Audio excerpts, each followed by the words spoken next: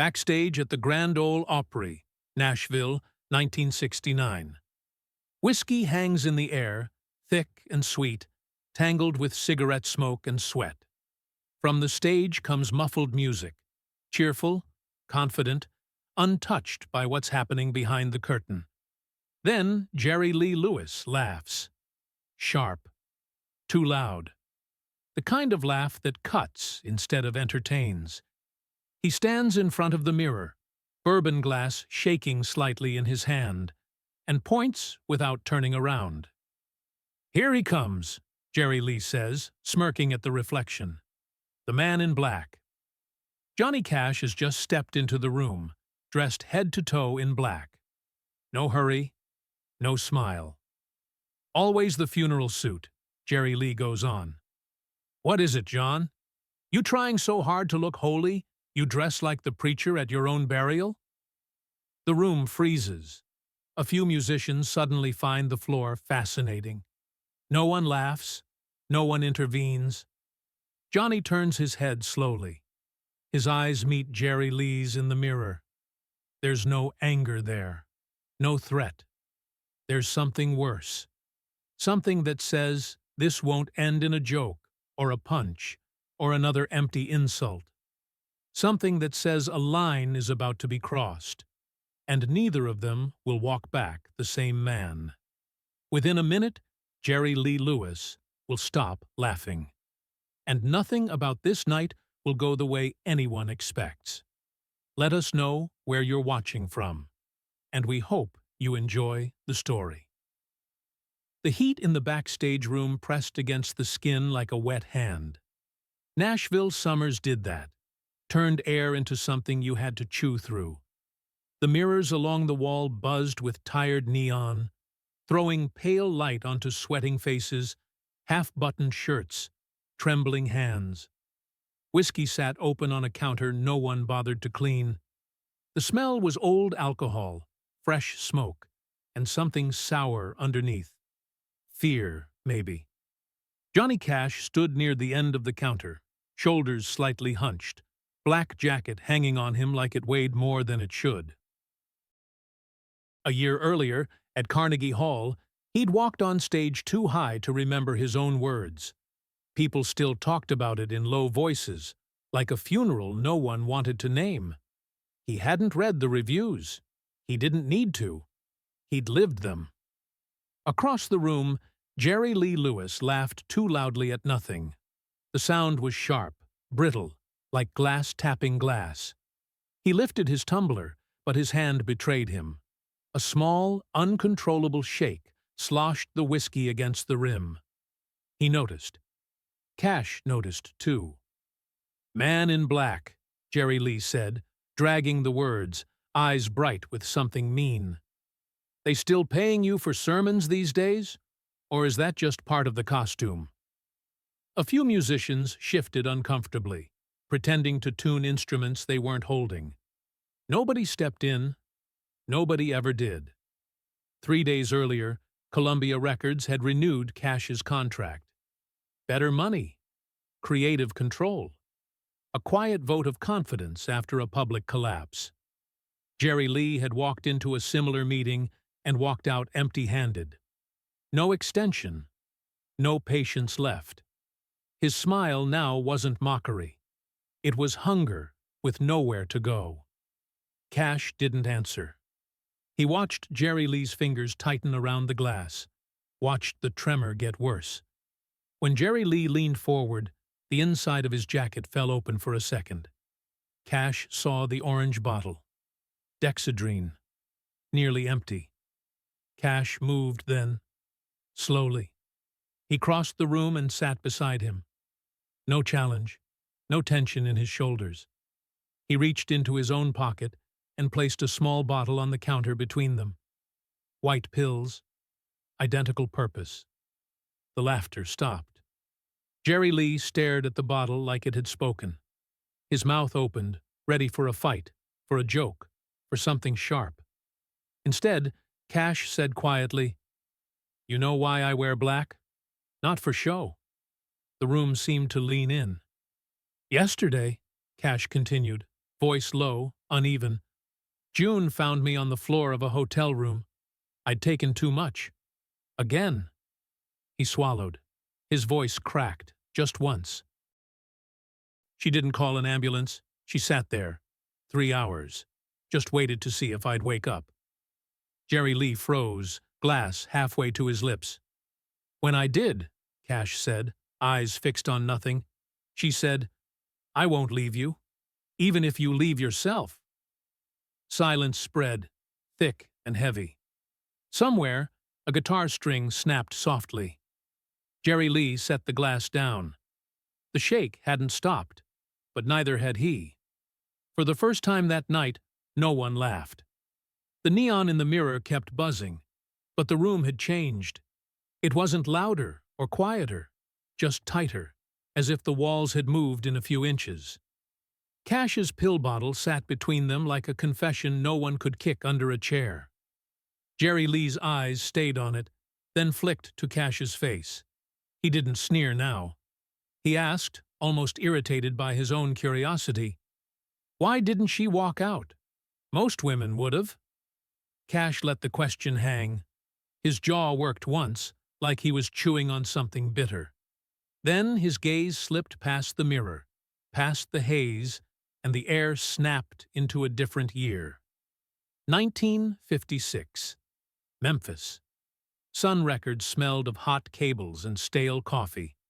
A young Johnny Cash, barely 24, stood under a single hard bulb while Sam Phillips watched him the way a man watches a storm line on the horizon. Phillips didn't talk about branding. He talked like a preacher with dirt under his nails. Put something dark on, Phillips said. You've got the face of a sinner looking for mercy. Backstage returned in a blink. Cash's fingers traced the edge of the counter as if it were the only stable thing in the room. She didn't leave, he said to Jerry Lee, because she saw the whole mess up close. Not the posters, not the radio voice, the real cost. Jerry Lee's throat bobbed. Cost? Cash exhaled through his nose. Last November, England. I ruined the tour. I was chasing pills through hotel rooms and backstage corridors like it was my job. He didn't dramatize it. He didn't need to. June had her own album lined up. Meetings, producers, the whole thing. A couple of men near the door stopped pretending they weren't listening. She lost it, Cash went on. Not because she couldn't sing, because they didn't want the girlfriend of a dopehead tied to their label. His eyes hardened. A lawyer's letter showed up. Formal. Cold. They wanted her to cut ties. Professionally. Like you can separate a person from the fire they live next to. Jerry Lee leaned in a fraction, as if pulled by the word letter. She never showed it to me, Cash said. Instead, she went downtown to Columbia. Walked into Bob Johnston's office. At Johnston's name, a few heads turned. That wasn't gossip. That was power. Cash's mouth tightened. She told him, either you give me one more chance, or I start talking to newspapers about how many of your clean artists swallow pills on your watch. Jerry Lee blinked. She threatened them? She bluffed, Cash corrected. Pure nerve. No safety net. He paused, then added, softer. And it worked. Jerry Lee's glass sat untouched now. The tremor in his hand looked smaller, not because it was gone, but because something else had taken over. Attention, the kind that hurts. Cash's eyes shone with a furious, embarrassed gratitude. I didn't find out until a week ago. Johnston told me by accident, like it was nothing, like it was business. He swallowed. I've been walking around thinking I'm holding myself up. Turns out somebody tied a rope to my waist while I was trying to drown. Jerry Lee pushed back from the counter, standing abruptly. For a second, everyone assumed the old pattern. He'd storm out, crack a joke, make it ugly again. He didn't. He walked to the door, disappeared into the corridor, and the room stayed motionless. waiting for the sound of failure. 2 minutes later, he came back carrying a guitar. Not his piano rage. Wood, strings, something human. He shoved it toward Cash like a challenge he couldn't afford to soften. "Play," Jerry Lee said. Not a request. A demand, with something broken underneath it. The guitar felt too light in Cash's hands, like an object that didn't belong in a room built for poison and pride. Jerry Lee stayed standing, arms loose at his sides, watching as if he expected Cash to turn the instrument into a weapon. The other men drifted back, giving them space without admitting why. Smoke hovered under the ceiling, trapped by heat and old ventilation. Cash settled on a chair that creaked once, then went still. He didn't reach for a familiar chord. He didn't even look at Jerry Lee. His thumb brushed the strings, testing them the way a man checks a pulse. Then he started playing a song that wasn't his. A slow, dragging version of "What Did I Say?" stripped of its swagger and speed. He turned it into a blues confession, each note heavy, each pause deliberate. It sounded like a late-night prayer in a place that didn't believe in prayers anymore. Cash's voice came in rough, pitched low. Halfway through the first line, it cracked. Not dramatically, just the small fracture of a body that had been pushed too far. He missed a word, then another, as if his mind stumbled over broken boards. Instead of stopping, he leaned into the stumble and kept moving. The melody held him up when memory couldn't. Jerry Lee's face shifted. The mockery drained out of it, leaving something raw. He wasn't looking at the man in black now. He was looking at a man fighting his own mouth, his own hands, his own history. A minute passed, and then Jerry Lee's lips moved. At first it was barely sound, just breath carrying syllables. He matched Cash's pace, surprised by how slow it had become. The harmony wasn't clean. It wasn't even steady. But it was real. Two voices that knew how to ruin themselves and still recognized the same drowning. The room stopped being a backstage room. It became a small, smoky church where nobody had the right to preach. The door opened. June Carter stepped in, her hair pinned back, eyes sharp from a lifetime of reading people faster than they could lie. She took in the scene in one glance. Cash hunched over the guitar, sweat darkening his collar. Jerry Lee standing close enough to catch the sound like heat from a stove. The whole room frozen around them. She didn't interrupt. She didn't scold. She didn't rescue. June lowered herself to the floor by the door, knees drawn in, hands clasped loosely. In the mirror's reflection, her face shone with tears she didn't wipe away. The tears didn't look like weakness. They looked like endurance, water on stone. And through them, she smiled, small and stubborn. Cash saw her only as a ghost in the glass. His eyes flicked up for a second, met her reflection, then dropped back to the fretboard. He didn't falter. If anything, his voice steadied, as if her presence turned the air into something he could breathe. Jerry Lee kept singing, unaware she was there. He stared at the guitar neck, listening to his own voice like it belonged to someone else. For once, it wasn't showing off. It was admitting. When the last chord faded, no one clapped. It would have been obscene.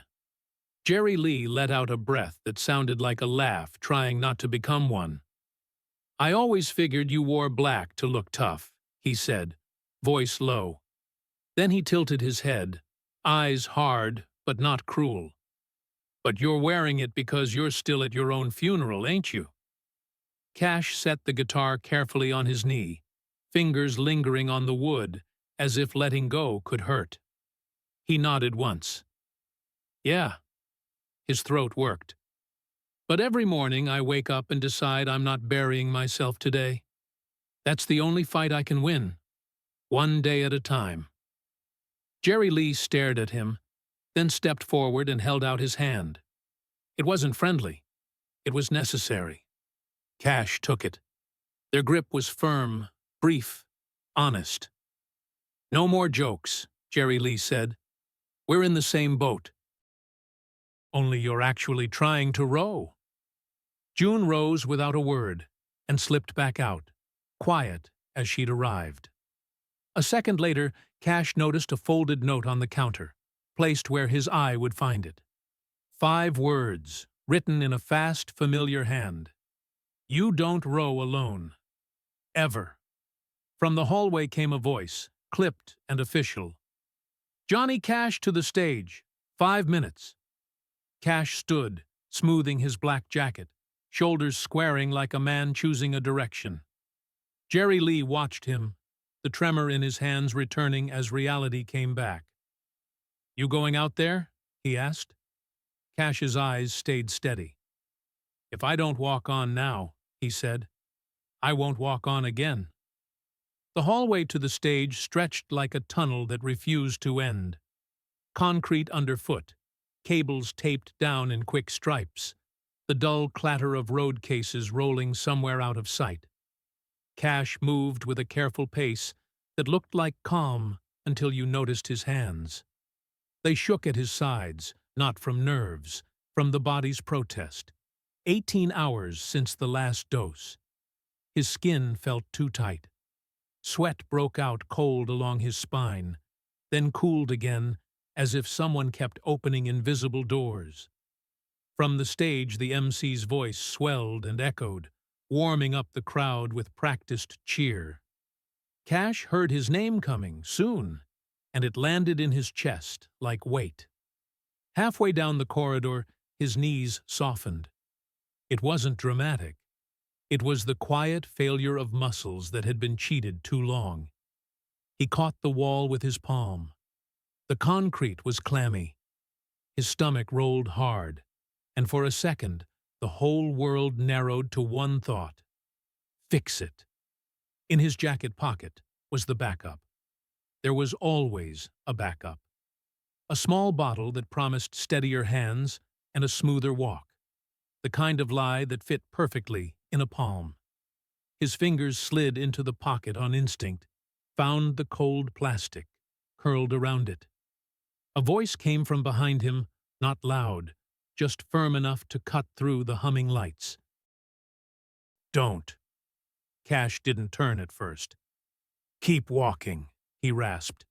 "This isn't your business." Jerry Lee stood 3 yards back, keeping distance like he knew pressure would snap the wrong thing. His face was tight, jaw set, eyes steady in a way they hadn't been all night. "You're right," he said. "But if you take that now, everything you said in there was a performance. And if you're lying, then I get to go back to laughing. Because if even you can't do it, what chance do I have?" Cash's hand stayed buried in his pocket. The bottle pressed into his skin like a trigger. He hated how true it was, that somebody else had hooked their survival to his. He hated the new responsibility more than the sickness. The MC's voice rose again, closer. And now, one of the greatest voices in American music, the Man in Black. Applause swelled like a wave before it breaks. Cash slowly withdrew his hand. It came out empty. He stared at Jerry Lee, eyes narrowed with something like fury and relief tangled together. "I hate you for that," he said. Jerry Lee's mouth twitched. "I hate me too," he answered. "Let's go." The stage lights hit Cash like heat from an opened furnace. For a breath he couldn't see the room, just glare and the outline of a microphone. Then the crowd resolved into faces and hats and open mouths. About 2,800 people, packed close, waiting for him to be what they believed. He stepped to the mic, guitar strap biting into his shoulder, fingers trembling against the strings. Silence settled in the spaces between coughs. Cash spoke before he played. "Tonight I can't sing alone. A ripple ran through the hall. Behind the curtain, someone cursed under their breath. This wasn't scheduled. There wasn't a second mic. There wasn't permission. Cash continued, voice steady even as his hands betrayed him. There's a man back there who just kept me from making a decision that would have killed me. Jerry Lee Lewis. Backstage, Jerry Lee froze. He could have stayed hidden and protected what pride he had left. He could have refused and let the story harden into rumor. Instead, he heard the crowd's surprised applause turning into insistence, and it pulled him forward like gravity. He walked out, shoulders squared, face pale under the lights. He stopped beside Cash at the single microphone, so close their jackets brushed. In the brief gap before sound, he leaned in and whispered, "What are we doing?" Cash answered without looking away from the audience, "Something we both know by heart." His right hand began the familiar pattern of "I Walk the Line." The first verse came out clean, but the tremor returned, visible now, his fingers skittering on the fretboard, chords wobbling at the edges. He finished the verse and nodded once. Jerry Lee took the next. His voice was rougher than the record, scraped by years and regret. When he sang about holding steady, it didn't sound like a promise. It sounded like a man admitting how often he'd failed. On the third verse, the radio crew's mic near the stage picked up a detail the audience could see if they looked. Cash's left hand shaking hard enough to blur. Jerry Lee saw it. He didn't announce it. He simply reached over and laid his hand on the neck of the guitar, covering Cash's fingers lightly, steadying the instrument without taking it away. Two men held the same line. One voice, one microphone, one set of chords kept upright by two hands. When the last note faded, the room erupted. Cash didn't smile. He just stood there breathing, as if the real achievement wasn't the applause, but the fact that he'd made it through those minutes without going back into his pocket. The applause didn't follow them backstage. It chased them. Even behind the curtain it roared, bouncing off concrete and metal, a delayed storm that arrived after the lightning had already struck. Cash and Jerry Lee walked side by side without speaking. Adrenaline burned off fast, leaving behind the ache, the tremor, the raw edges of what they'd just exposed. The corridor smelled sharper now. Sweat. Ozone from the lights. Reality. June Carter was waiting. She didn't smile. She didn't rush into Cash's arms the way the room expected her to. She stepped close, studied his face like she was checking a wound, and said quietly, "What was that?" Cash blinked, caught off guard by the absence of praise. "We sang," he said. It sounded weak even to him. June shook her head once. "No, you gambled." Her voice stayed calm, but it carried weight. "You know what they'll say tomorrow, that you stood on stage and vouched for him, for a man the public never forgave." Jerry Lee stood a few feet back, already half turned away. He'd heard this speech his whole life, even when no one spoke it out loud. His shoulders stiffened. This was the moment he expected, the part where doors closed politely. "You just tied your name to mine," June continued, eyes locked on Cash. "You've spent years trying to convince people you stand for something better. And tonight, you told them you don't." Something snapped, not loudly, but completely. "Good," Cash said, voice rising enough that Jerry Lee couldn't pretend not to hear. "I'm tired of being something I'm not. I'm tired of people seeing a saint while I fall asleep holding pills. If helping someone costs me an image, then let it burn." June's breath caught. "You know who he is." "I know who he was," Cash shot back. "Tonight I know who he is now." Jerry Lee stopped, turned back slowly. His face had gone flat, stripped of swagger and defense. "She's right," he said. I don't get a clean version of my story. He swallowed hard. In 57, I married a child. I destroyed her life. I destroyed mine. And I was too high to understand what I'd done. His voice wavered. That's not an excuse. That's the truth. The hallway went quiet. Even the distant applause faded, replaced by the hum of the building. June looked at him differently now, not forgiving, not condemning, listening. I carry it every day, Jerry Lee went on, and when I wake up, I know there's no version of me that outruns it. She wiped at her eyes once, sharply, then reached into her bag and pulled out a folded sheet of paper. She held it out to Cash. Tomorrow, she said. 7 in the morning. A recovery center outside Hendersonville. I've already called. Cash stared at the paper. You planned this? Yes. You're forcing me? Yes. He looked up at her, searching for hesitation. There was none, just exhaustion and resolve braided together. If you don't go, she said, I won't either. And then we both disappear slowly. Before Cash could answer, Jerry Lee stepped forward. His bravado was gone entirely now. Take me too, he said. They both turned. I'm not kidding, Jerry Lee added, voice breaking at the edges.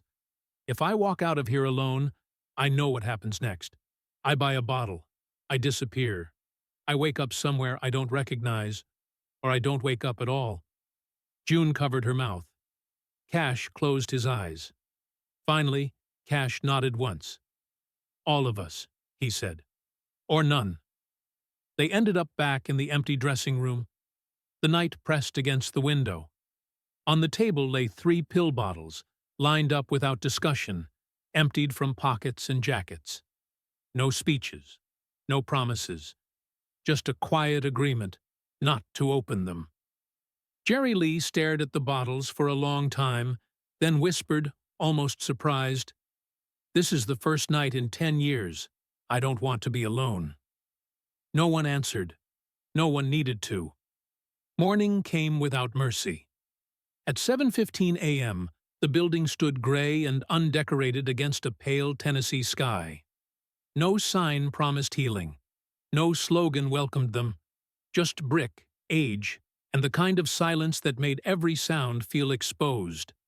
Cash arrived last, 15 minutes late. He sat in the car longer than he should have, hands on the wheel, forehead resting against it, negotiating with a body that wanted relief more than redemption. June waited outside, arms folded tight against herself. Jerry Lee paced, restless, already sweating though the air was cool. Inside, the smell hit first, bleach and something acidic that turned the stomach.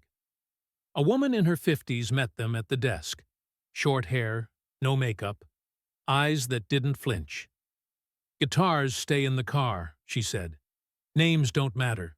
You're 47, 48, and 49. Jerry Lee bristled.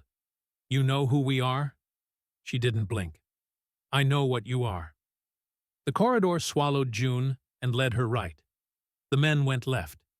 No arguing. No exceptions. Cash watched June hesitate at the split, fear naked on her face. He leaned close and whispered, 72 hours. You'll see me alive. She kissed him like it might be the last proof either of them had. That night tore the skin off everything. By 11:40, Cash was curled on the floor, arms wrapped around a bucket, body rejecting poison it had learned to depend on.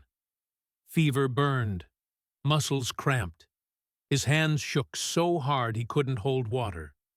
From the other side of the wall came Jerry Lee's voice, panicked, shouting about snakes crawling across the ceiling. Cash crawled to the door. His palm hovered over the handle. Leaving would be easy. Leaving would end this. Then the shouting stopped. A hoarse voice came through the wall. Cash, you there? Yeah. Don't come out. If you do, I will too, and we won't make it. Cash slid back to the wall, back pressed to the plaster, breath shallow. I'm here. So am I. They talked until dawn, about childhood farms, first guitars, nothing that could trigger the ache. Just sound. Just proof of another person breathing. June's night was quieter and worse. No vomiting, no shaking, just the slow panic of not being able to fix anyone. A nurse found her sitting by the door. If you go to him, the nurse said, you'll kill him with kindness. And if I don't? Then he gets a chance to choose. By the second morning, Cash could sit upright, fever down, tremor smaller. He wrote 3 words on a scrap of paper with a shaking pencil. I'm still here. Through the wall, Jerry Lee's voice answered, One more night. One more, Cash said. When the doors opened at 72 hours, the men stepped into the corridor and saw each other properly. Hollowed faces, dark eyes, alive. Jerry Lee laughed, weak and disbelieving. We looked like corpses who forgot to die. Cash laughed too. It hurt. It mattered. June appeared at the far end. She didn't run. She waited. And for the first time, she didn't carry him. I learned how to wait, she said. For once, it was enough. Ruth opened both doors at once, like she'd been waiting for the exact second weakness might negotiate for more time. The corridor light was unforgiving. No shadows to hide in, no stage glow to make a man look larger than he felt. Cash stepped out first, one hand sliding along the wall for balance. Jerry Lee followed, thinner in the face, eyes rimmed red, hair damp with sweat that hadn't fully dried in 3 days. They looked at each other and, for a heartbeat, didn't know what to do with the fact that neither one had disappeared. Jerry Lee let out a laugh that sounded more like air escaping a punctured tire. We look like 2 dead men who missed the appointment. Cash's mouth pulled into something close to a smile. The laugh that came out of him was weak, but real. Ruth watched them, then allowed herself the smallest curve of approval. Now you're ready, she said. Not cured. Ready. From the right corridor, June appeared. Her posture was straighter, but her face had thinned, as if the last 72 hours had taken something from her too. She didn't rush to Cash. She stopped a step away and held his gaze, letting him stand without leaning on her. You mad? He asked. No, she said. I learned how to wait without chasing. Ruth led them into a small room with plain chairs and no comforting decor. The air smelled of paper and disinfectant, not hope. Someone was already inside, a man in his 40s, familiar in the way a voice on the radio can feel like a neighbor. Jerry Lee frowned. Carl Perkins? Perkins nodded, rubbing his hands together like he was cold even indoors. Same reason you're here, he said. I asked to sit in. Figured we've all been pretending too long. Cash stared at him, stunned by the normality of the confession. You too? Perkins didn't flinch. For years. He glanced toward Ruth, as if checking whether honesty was allowed here. Tried to quit more times than I can count. Every time I thought I was the only one. Jerry Lee's jaw tightened. How many? Ruth answered, matter of fact. Enough that you stop thinking fame is protection. Your business runs on uppers to keep you moving, and downers to shut you off. The machine doesn't care if you survive, only if you perform. Cash felt something settle into place with an ugly clarity. The contract, the patience, the quiet tolerance of Backstage bottles. Not love, leverage. Perkins reached into a folded newspaper and slid it onto the table. The headline wasn't kind, it wasn't private. It reduced them to spectacle in ink. June's face drained. They know. Cash pushed back his chair, anger rising fast, clean and sharp after days of exhaustion. Who talked? Ruth didn't move. I did. Silence hit like a slap. You… what? Cash's voice came out rough. Ruth held his stare. You wanted to get well, and then walk right back into the same trap. This removes the comfortable lie. Now there's no soft return, no quiet relapse dressed up as fatigue. You either change or you fall in public. I took away the third option. Jerry Lee's hands clenched, then loosened. That's cruel. It's honest, Ruth said. Cruel is letting you believe you can keep both the addiction and the illusion. Cash stared at the headline until the letters blurred. Then he sat down again, slowly, like a man choosing a harder road on purpose. All right, he said. Then we do it for real. He looked at Jerry Lee, not as a rival, not as a problem to manage, but as someone standing in the same fire.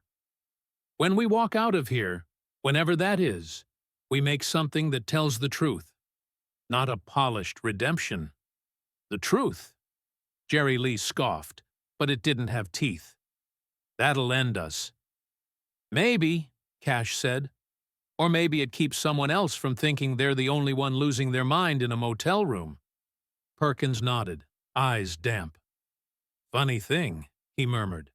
I spent years thinking you two were stronger than me. June finally spoke, quiet but steady. Because you were all taught that needing help is weakness, and icons aren't allowed to be weak. Cash turned to her. His voice softened, stripped down to its core. Then we stop being icons, he said. We stay alive instead.